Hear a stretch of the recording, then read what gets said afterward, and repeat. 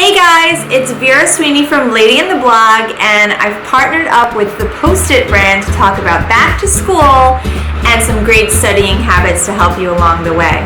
Do you have a Gen Z child going back to school this year?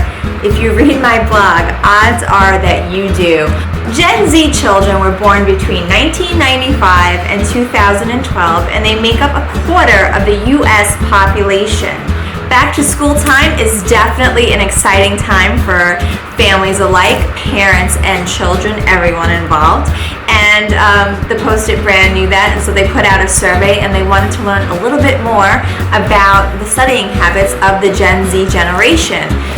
They found out that 85% of Gen Z children learn best when they use both digital and non-digital tools for schoolwork.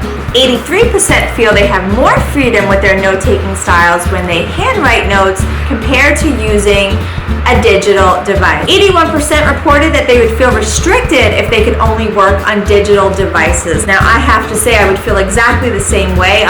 Everyone learns differently, everyone likes to express themselves differently, and that's why we have all these great tools at our fingertips so we can do what we want to do when we want to do them. So if you're looking to help your children this fall get back to school and get back to school with better studying habits and techniques, here's some great tips to help you along the way. First up, you want to keep your study space clean and simple. I like to keep their rooms absolutely tidy free. I like to make sure that their desks are empty and of no distraction. That way when they get home and they want to do their homework, they just sit down and they get to work.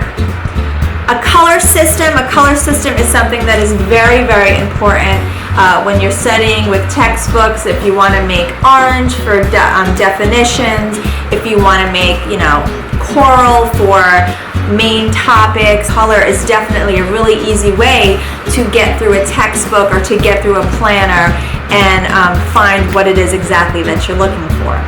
You want to make a priority list. So making a priority list is something that I like to do every single morning. And when I do that, I just sort of sit down and I jot down all the to-dos that I have to get through for the entire day. And I start the things that have to get done first, and maybe I highlight something that can go on later on during the day, but still absolutely needs to happen. You can teach your children to sort of get along that same vibe as well, and then they'll never be without their to-do. They'll always know exactly what it is that they have to have on hand. Using a planner is something that you should teach your children as soon as possible. My middle school actually has a whole class on studying habits and organizational tips, and a planner is one of the things that they introduce to the 6th graders on the very first day of school. So we're really excited about that. I've actually had my daughter using a planner from the 5th grade and on, because I just feel like, again, it's just really important to get on top of things. You can use color coordination, like I said prior. You can have science is orange and red is math, blue and so on and so forth. Finally, make it stick with Post-it brand. This is a really great way for you to leave little great messages all around your house. You could put it on their dresser, at the front of your door, on your refrigerator, inside a cabinet, wherever it is that you know that your children are going to be.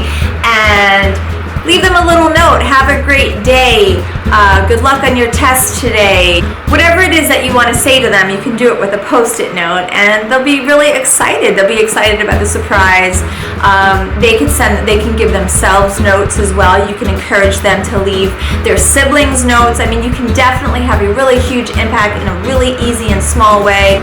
Another thing that my family likes to do is we like to write down our goals for the week, and we like to write down our dreams. And so sometimes if my son really wants to start playing football, so he's been writing down the things that he has to do in order to try to get onto the football team. So he gives himself little reminders to help him get through the day himself. So it's not only about the parents encouraging the children, it's about the children encouraging the children as well, which is always a plus. Visit postit.com/study for more information about Gen Z, these study tips, or information in general about the Post-it brand. And let me know how you are going to make it happen this season with #MakeItStick and tag Post-it online anywhere on social media. Until next time.